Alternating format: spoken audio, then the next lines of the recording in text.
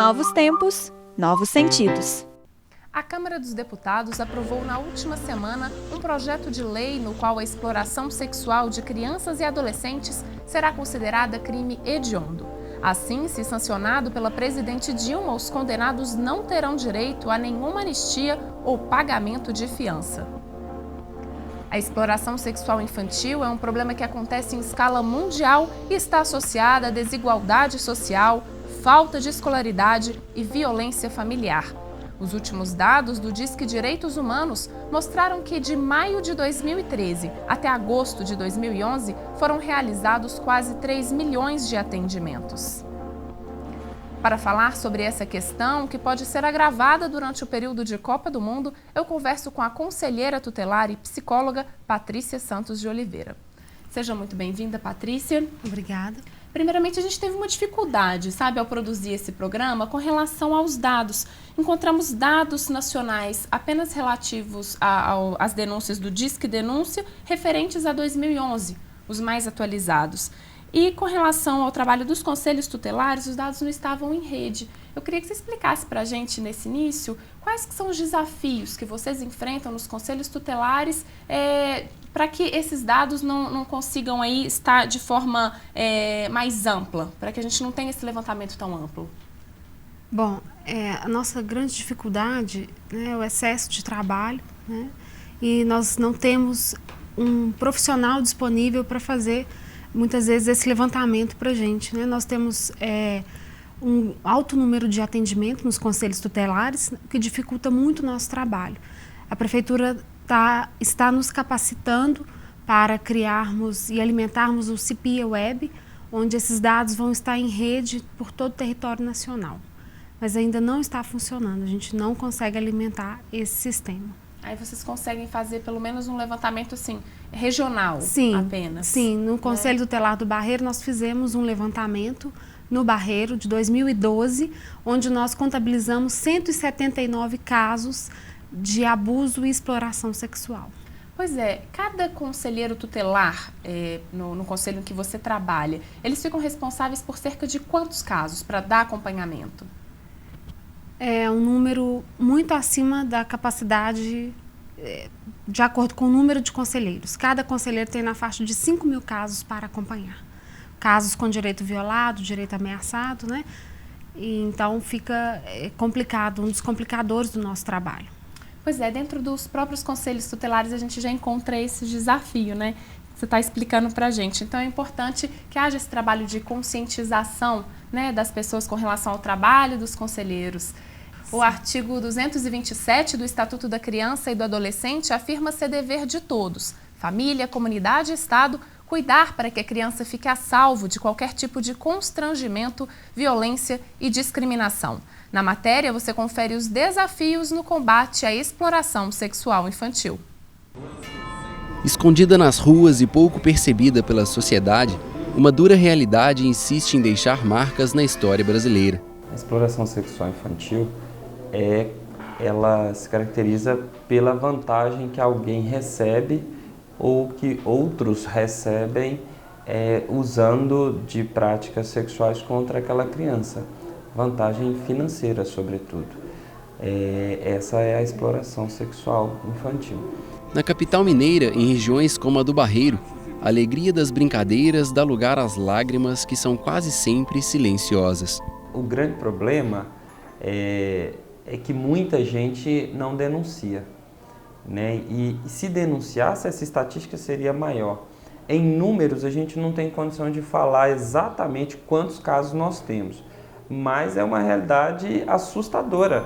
Com a aproximação da Copa do Mundo, os riscos se tornam ainda maiores e alertar a população é fundamental para que essa luta se torne também um problema de gente grande. Agora, com essa situação específica da Copa do Mundo, todos os órgãos estão, se articulando para que, além da proteção no nosso dia a dia, o Brasil e Belo Horizonte não venha ter suas crianças sendo exploradas, Não bastasse a guerra constante contra esse tipo de violência, a estrutura precária e limitada dos conselhos tutelares acaba se tornando um fator que dificulta a apuração das denúncias.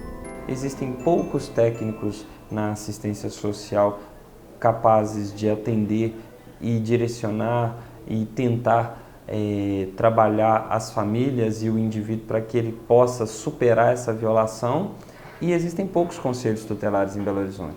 Nós temos 9 quando deveríamos ter 27, com base na resolução 139 do Conselho Nacional dos Direitos da Criança, onde ele sugere que tem que ter pelo menos um conselho tutelar para 100 mil habitantes. Na tentativa de diminuir o desgaste gerado nas vítimas, existe no TJMG a proposta de criação de uma vara criminal especializada no atendimento dessas crianças. Eu penso que uma vara especializada com uma estrutura de profissionais ajudaria muito. E com a divulgação da imprensa, para que essa criança pudesse ter um acesso, ou pessoas que lidam com essa criança, ou que conhecem casos, pudesse ir a essa vara, conversar com o Ministério Público, e para que fossem tomadas providências, talvez a gente evitasse que muitas crianças e adolescentes fossem vítimas de delitos dessa natureza. Buscando conscientizar as pessoas do problema e alertá-las sobre as medidas a serem tomadas, o Programa de Ações Integradas de Enfrentamento à Violência Sexual Infanto-Juvenil promoveu um dia de ações que incluiu um abraço coletivo no Parque Municipal de Belo Horizonte. Entre cartazes, teatro e música, a iniciativa contou com o apoio da Prefeitura, de ONGs e de voluntários que passavam pelo local, além do mascote de um tradicional time mineiro de futebol, acompanhado da versão infantil, mostrando que o cuidado com os pequenos é dever de todos. É realmente um momento importante que a rede toda está mobilizada em torno desse tema que infelizmente ele é recorrente e a gente precisa estar atento, é nosso dever, é nossa opção de trabalhar na defesa dos direitos humanos de todas as pessoas, principalmente das nossas crianças, que são prioridade absoluta para nós.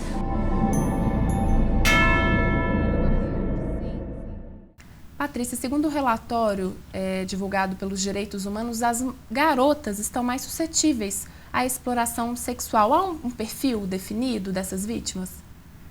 Sim, infelizmente, acredito que por uma questão de gênero e de uma sociedade machista, ainda temos muitos casos, a maioria dos casos são meninas de 8 a 13 anos. Independente de classes sociais? O que prevalece são pessoas com maior exposição, vulnerabilidade social. E dá para traçar aí nesses atendimentos um perfil dos criminosos, dos agressores? Infelizmente, 80% dos casos, o abusador está no grupo intrafamiliar. Pois é, o Brasil se destaca aí, nesse número, infelizmente, de exploração sexual infantil. A que se deve isso? Você consegue apontar alguns fatores que colocam o Brasil nesse destaque? Bom, é complicado afirmar fatores, mas a gente pode observar no dia a dia do nosso trabalho que as adolescentes, a maioria meninas, as adolescentes do sexo feminino, elas veem na exploração sexual uma saída para superar as dificuldades socioeconômicas. E essa violação ela acaba tendo desdobramentos, Infelizmente, as adolescentes que entram nessa situação de exploração sexual acabam evadindo da escola, muitas delas. Então é todo um problema social, acabam evadindo da escola. Muitas acabam engravidando precocemente, é um outro fator também, e o que acaba complicando toda uma questão da dinâmica familiar dessas adolescentes.